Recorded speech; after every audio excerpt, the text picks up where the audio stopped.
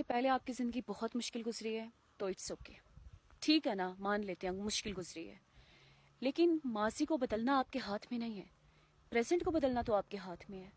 آپ اپنا فیوچر اچھا کر سکتے ہیں اگر وہ آپ کے نصیب میں ہو تو۔